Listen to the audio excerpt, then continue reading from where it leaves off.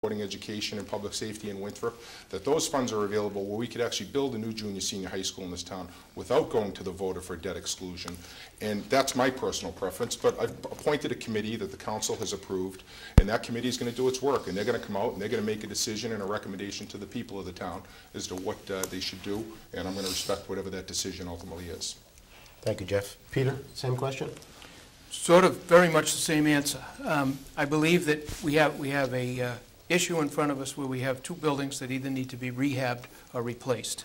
To put numbers simply, if it's going to cost $20 million to rehab the high school and $10 million to rehab the middle school, and it's going to cost $60 million or $70 million to build a new building, combined building, and then get 60% reimbursement, it's a no-brainer. And I believe, given that scenario, but only after, as Jeff said, we hear from the deliberation of the committee that he has put into place, and that we pay attention to their deliberations and have faith in their deliberations, then we can decide. But it seems to be that all else being equal, a new middle senior high school seems to be the way to go. One new building instead of two rehabbed older buildings for about the same money.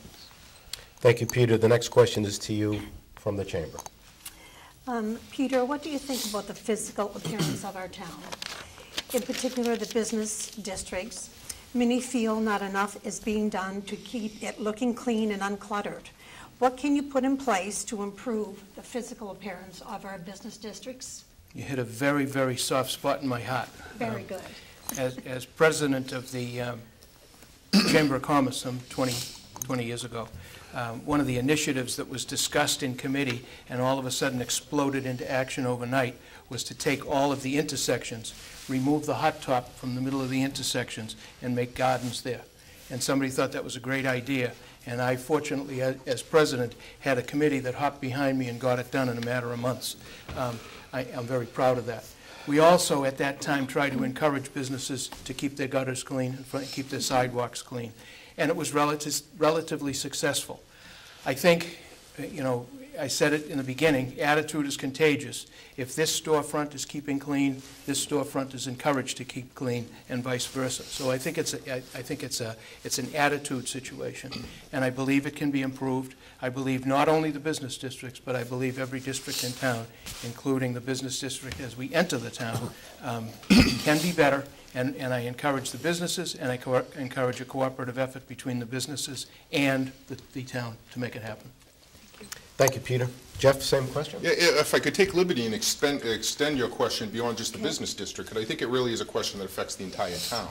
As I've gone door to door and talked to the people of this community to ask for their support, a lot of people have talked about the fact that our streets are unclean, our sidewalks are broken, grass and weeds are growing through the sidewalks, and what can we do as a community? We have dilapidated houses that haven't been cared for in town, and they make the entire town look bad. They make property values go down, as well as in our business district. And so there's a multi-pronged approach. One is we're spending $35,000 on a sidewalk improvement project that starts this week to go out and really take care of the 300 worst sections of sidewalk in the town. I think we need to expand the number of trash barrels that are around town. You know, it's easy to throw something on the ground when you have no place to put something in a receptacle. So I think we need to work on that. But I think we also need to sort of restore some level of pride in the community and say to people, you know, you don't always have to rely on the Department of Public Works to come out and you know, clean the weeds or cut the grass that's growing in the sidewalk in front of your house. You know, it doesn't take that much time for people to go out there and do it. Now, we have to recognize we also have an elderly population in town that might not be able to do that. And so we got to work together as a community and really get out and help each other to make our community take pride. You know, the Peabodys do a wonderful job, and their team on the beautification committee. They go out there, you know, we get the emails, you know, once a week, once every couple of weeks. The beautification committee went out and did X. You know, these are people that are committed to our community, that believe that we can make this place better by working hard. And that's what we need to do, restore pride. Time. Next question is to you, Jeff, from the transcript. This one's an open-ended question. If you are elected council president, what would your top 2 priorities be?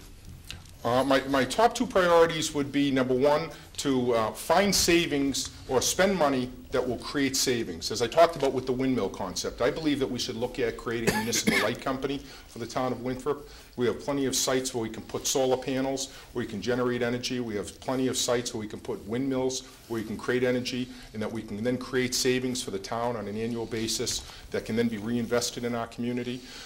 In addition, I would continue consolidation, working to implement that and making sure the consolidation and all the benefits that the members of the council and the school committee and the town manager all expect to come out of it actually come out of it.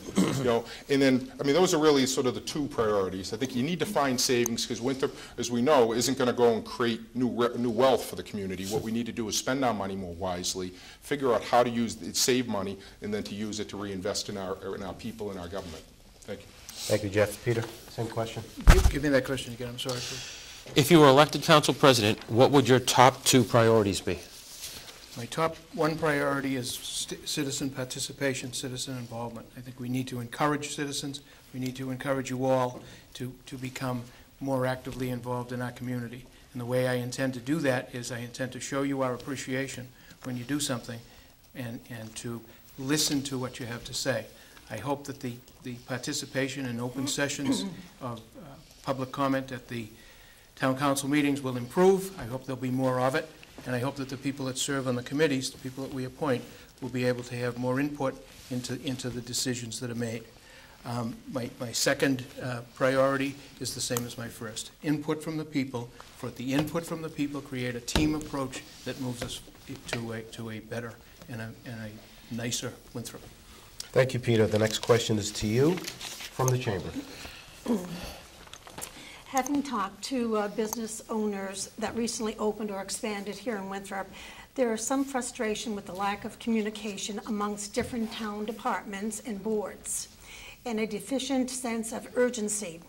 What can you do to make Winthrop more business-friendly and streamline the process so businesses are not discouraged or delays?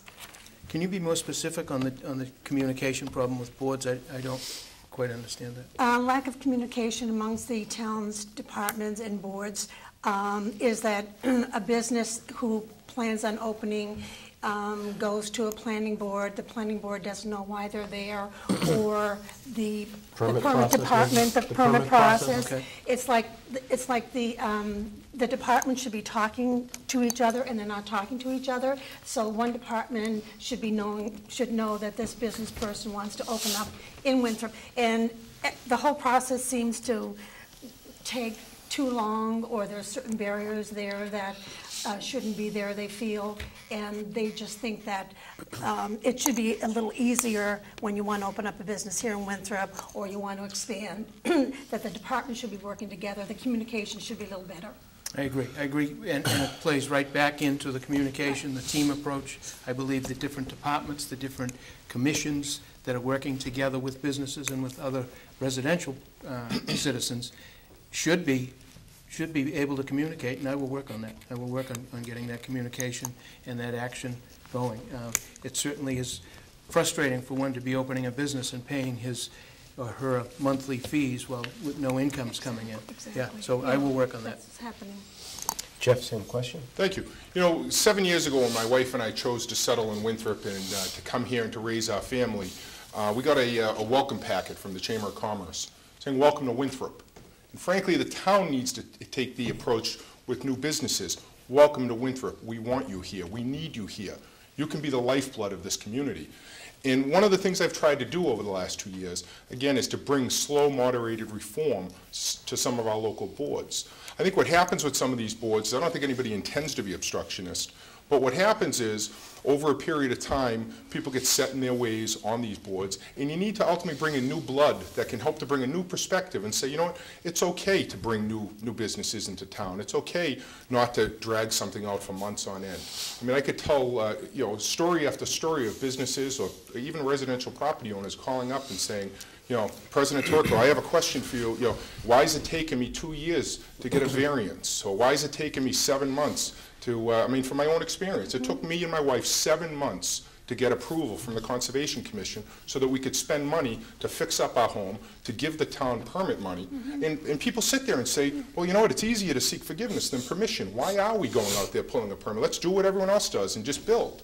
Well, businesses don't have that luxury. And so one of the challenges that the council, the council and the manager have is to fix that problem, Yeah. because businesses can't afford to seek forgiveness rather than permission. Thank you. Thank you. Thank you, Jeff. The next question is to you from me, All right. and we're moving to the beach right now. What is your vision for the future of Winthrop Beach and the proposed Shirley Street revitalization project as it pertains to recreation and commerce? Do you see a tie-in with these two projects? Please comment on positive impacts as well as neighborhood concerns. Okay. Well, yeah, I'll tell you, on the beach project, one of the most enjoyable experiences I've had in the last 2 years have been working with Speaker DeLeo and Senator Petroselli to talk about the Winthrop Beach revitalization, to see the passion that the two of those gentlemen have, both for this community, but also for fixing up that beach. And, you know, thanks to Speaker DeLeo's efforts, we're going to spend, DCR is going to spend $35 million. So starting next spring, we're going to see a revitalization on that beach. And the impact is going to be great on this community. There's going to be trucks coming in up Revere Street approximately every 6 hours a day, 5 days a week, every 2 minutes, bringing 700,000 cubic yards of sand over 2 8-month periods. And so the impact will be burdensome. Businesses on Crest Ave will suffer. But we are working to ameliorate some of those concerns. But once that project is done, we'll have a beach that will encourage people to come to Winthrop, use our beach, use our businesses, support them. I've always talked to people about we're a waterfront community. We don't have a true waterfront restaurant. And so one of the things we need to do when we get this beach project done is create an atmosphere where we can encourage businesses to come up on the beach and once again start that as a center of commerce for the town. But now your concerns with Shirley is, we also have an issue of traffic in this town. We are a peninsula. And so, we're sort of caught in a catch-22. On the one hand, we want to encourage businesses and we want to encourage people to come in because we want their commerce, we want their money. But on the other hand, we don't want the traffic. Well, it becomes one of those where you have to find a happy balance. And working together with the town manager, my colleagues on the town council, and our legislative legislative delegation, we'll get there. Same question, Peter? Jeff stole my thunder. It's pretty much, I agree. The Winthrop Beach project is very exciting, and it is going to have some negative impacts while it's in the process. The positive impacts at the completion will be very good. The involvement by Speaker DeLeo and Senator Petroselli have certainly been impactful. It's been very frustrating for them and for all of us trying to figure out just how this project was going to be done. This impact of trucks coming in and out over Crest Ave is a significant impact, but it seems to be the only way we're going to get it. It would seem that when they wanted to barge the sand in, that was the great way to do it, but it meant so many roadblocks that it just couldn't be done. So it's going to be done, and I think that's great, and I really am happy it's going to happen, and we're going to have to keep a close watch on the impact. One of the impact things that people worry about is safety. If there's a fire and there's lots of traffic, even after the beach is done, and there's lots of traffic, what's going to happen? So we need to take a very, very close look at that. Okay, Peter, thank you. That ends the first section of the debate. Now, the second section of the debate, of part two, the candidates ask questions of each other. The first candidate to ask a question will be Peter, asking Jeff. Jeff, we've talked over and over about a long-range master plan for Winthrop. I wonder, have you developed one for finances, for public buildings, for other things in the town as to what you see as a long-range plan, and is there one in effect? And if so, where are we with it? I think when it comes to long-range, thank you for the question. With respect to long-range planning, one of the things that, one of the reasons consolidation is so important is we're now putting in place a facilities manager who will solve problems and take care of them before they ultimately come to fruition. I'll give you an example. The Gorman Fort Bank School, 10 years old. The state goes in there to inspect the boilers, and we need to spend some $20,000 to fix up those boilers because of the benign neglect that's taken place over the years. We haven't had in place a system where people will take care of these systems.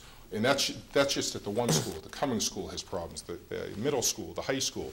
And so the facilities manager is part of the first step of the long-range plan, because that person's going to come in and say, we're going to have a preventative maintenance plan. It's going to require fiscal discipline by the council and the school committee to say, we're not going to take money out of the maintenance accounts to fund pay raises. We're not going to take it out to fund other initiatives. That money's going to be there because we have an obligation to the taxpayer to take care of those buildings. So I think that's the first part of it. And your second part of your question, Pete, I'm sorry, was? Just was, is this a working document, or is this just now an imaginary, we have, I No, don't no, mean that in a negative way. No, of course. But an image of a facilities manager who's going to be able to do it. Yeah, no, it is a work in progress. I mean, one of the things when you do when you collaborate like we have over the last 2 years is we brought people together, and it is a work in progress.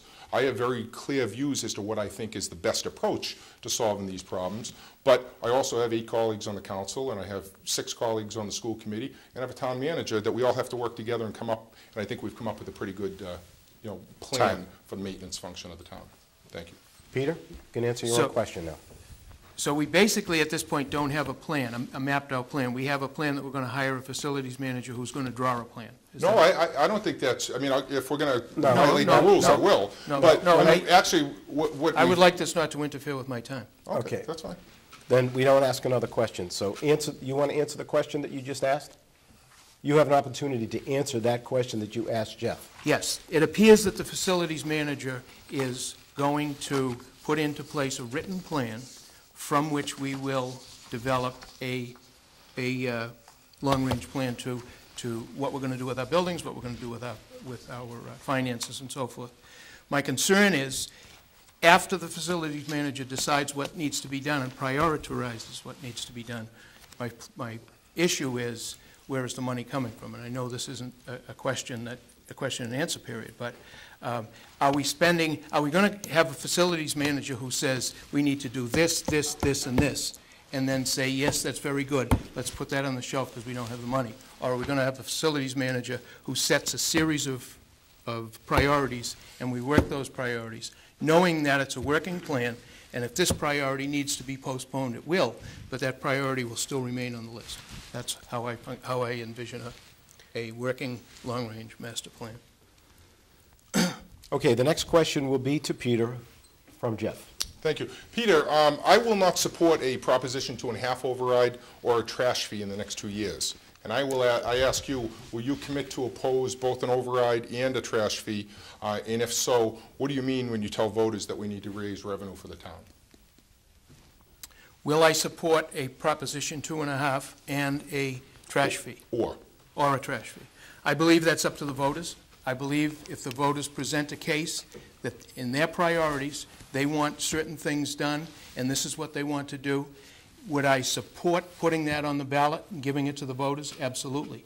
Would I support the individual pieces of it if I felt that they were correct?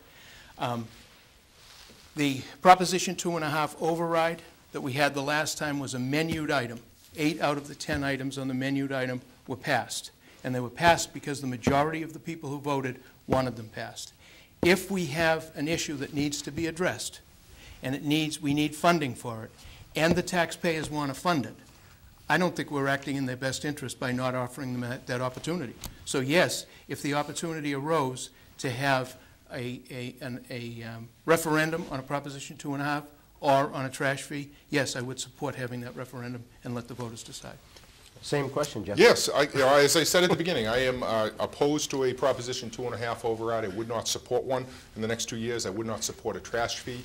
One of the benefits of having served and worked with my colleagues on the council and the school committee and the manager is really got to get down and grind down into the numbers. And I look at some of the things that we've done on the school committee, for example.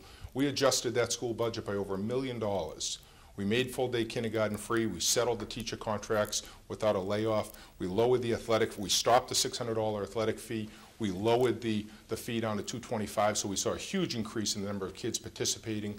We reduced class size in the elementary schools, and we aligned the curriculum. We brought in a new superintendent with performance pay. And how did we do that? We did all of that without an override because we sat down and we prioritized. We looked at the numbers, we got rid of the old Enron accounting, and we said, how do we improve this system so that every one of our kids has an opportunity to succeed when they go to our school district? And we're beginning to do the same stuff on the town council. We looked at one other example of savings. You know, the town council, 2 years ago, I started talking to my colleagues and say, we need to buy our streetlights. We spend $200,000 a year powering streetlights in the town of Winthrop. Most people are surprised by that figure.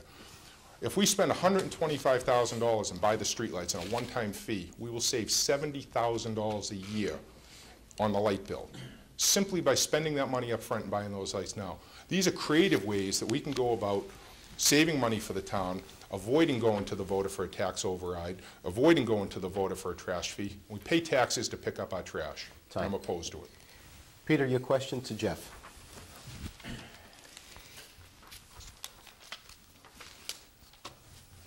I have a couple here, so I'm just trying to decide which one. Jeff, your role in achieving the consolidation, uniting the town services. Another definition of consolidation is to make them become more strong and more stable. Has this made our government more strong and more stable? And what is the current status of our consolidation? Well, I think two things. Absolutely, I think it's made us stronger and more stable. I think, I serve two roles. One is I'm the president of the council. The charter very clearly says that I'm the chief executive of the town without day-to-day administrative function. Right. And so I work with the town manager on an almost daily basis. But in addition, I work with my colleagues on the town council and the school committee, because under state law, only the school committee and only the town council could, in fact, put together consolidation. And so I've worked with them and I said, how do we go ahead and advance create efficiencies, improve our system by consolidation? We're at the infancy. It took 20 months of collaboration, working together, getting input from the Citizens Finance Advisory Committee, getting input from every member of the school committee and the town council, having public hearings where we allowed the public to come in and participate and give us advice as to how to work on it. So now it's at its infancy. It was approved in August. The job posting for the facilities manager closed this weekend. I expect the town manager and the superintendent will, in relatively short order, make an appointment. On the IT function, they appointed a joint director a couple of weeks ago with Mr. Ruaco from the school district, and I believe they're about to finalize the financial aspect as well. So it's in the early stages of it. It's going to take some time. I wish it had been done a year ago, but by working through the collaborative process that we did, we have a much better product today than we would have if we hadn't gone through that process. Thank you, Jeff. Thank you. Thank you. So, Peter, your own. So it appears that the consolidation is moving ahead in a positive direction, and that's good to hear. I hope that it continues in that same positive direction, and I, if elected as town council president, will work with that, and if it needs to be tweaked, we'll tweak it. If it needs to be abolished, we'll abolish it. If it's working well, we'll continue it. Thank you. Thank you. Okay, Jeff, next question to Peter Gill. Peter, over the past couple of years, obviously we've disagreed on some issues. Yes. And on at least 3 occasions, we talked after a meeting, and I said, why don't we sit down and have a cup of coffee and talk, try to work through some of the concerns you have. And I think your response to me was it would be a waste of time to sit down. And so I'd like to know that if you were elected, will you agree to meet with every citizen that has a concern, or just the citizens that agree with you? Every citizen, including you, Jeff. You'll be welcome to sit down for coffee. We had some issues that we were in disagreement with, and I didn't feel